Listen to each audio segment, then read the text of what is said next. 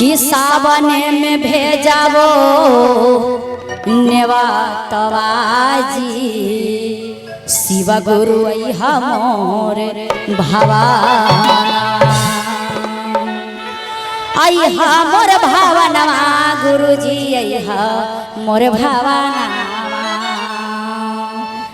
आई भैया कि सावन में भेजाबो नेवातवाजी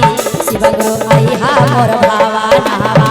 सावन में भेजाबो नेवातवाजी शिव गुरु अइहा भावना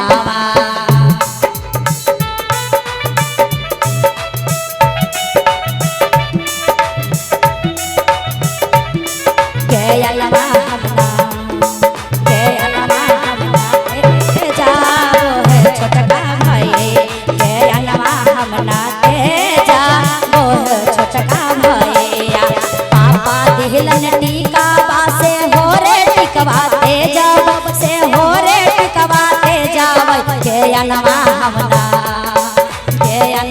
हमना ते जावो जी बरकी पाहेला के अनमा हमना ते जावो जी बरका खाया के अनमा हमना ते जावो जी बरकी पाहिन के अनमा हमना ते जावो जी छोटकी पाहिन के अनमा हमना ते जावो जी छोटका भैया के अनमा हमना ते जावो जी छोटका भैया क्या बात है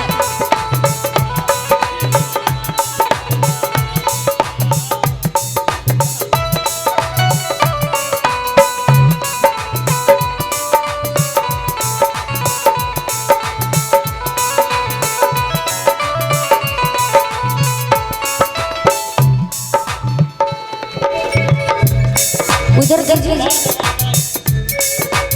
और गाना है क्या ब्रह्मा जी के लाई हायर विष्णु जी के लाई हा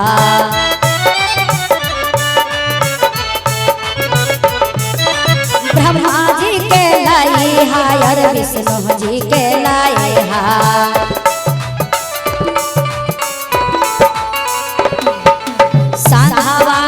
लक्ष्मी महारानिया जी शिव गुरु अइहा मोर भावना संघवा में लक्ष्मी महारानिया जी शिव गुरु अइहा मोर भावना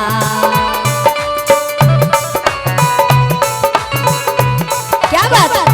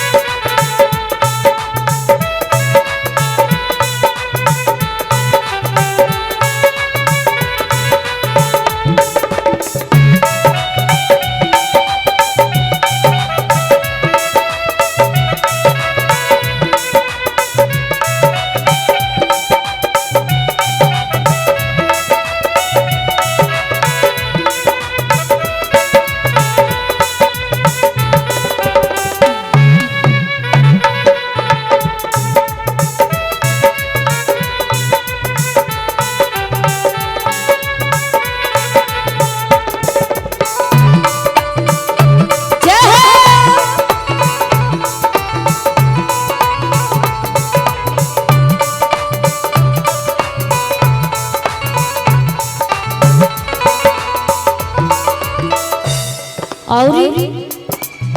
माई के भी बुलाना चाहिए कहना है क्या देवी जी के लाई हा और दुर्गा जी के लाई हा भैया हो और गुरुबहना ये जो हमारे साहेब भैया जी ने ये 3 सूत्रे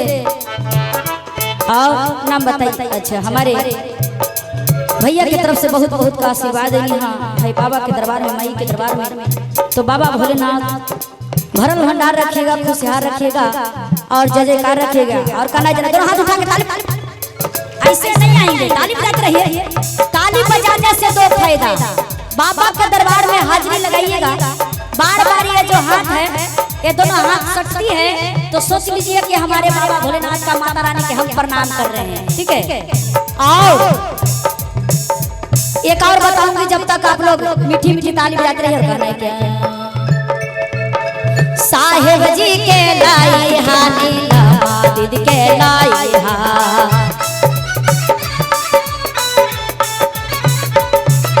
साहेब जी के लाई हा नीला दीदी के लाई हा।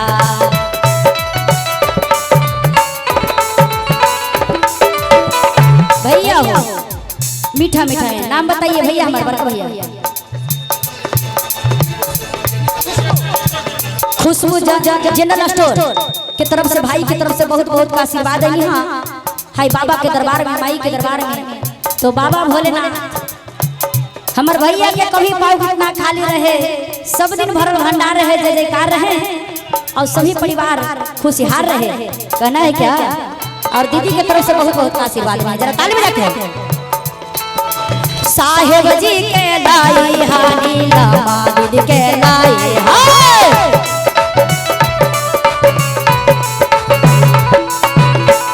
या बाबा हे भोलेनाथ। अरे सांधावा में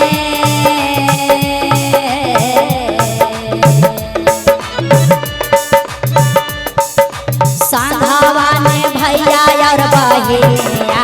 हो, भोले बाबा आई हा मोर भावाना। सांधावा में भैया और बहिया हो, गुरुजी आई हा मोर गाना। अरे सावन में भेजावन बातावाजी, शिव गुरु आई हा मोर भावाना। अरे सावन में जावन बातावाजी, शिव गुरु आई हा मोर भावाना। अरे सावन में भेजावन बातावाजी, शिव गुरु आई हा मोर भावाना। सावन में भेजावन बातावा, शिव गुरु आई हा मोर भावाना। सावन में भेजावन बातावाजी, शिव गुरु आई हा मोर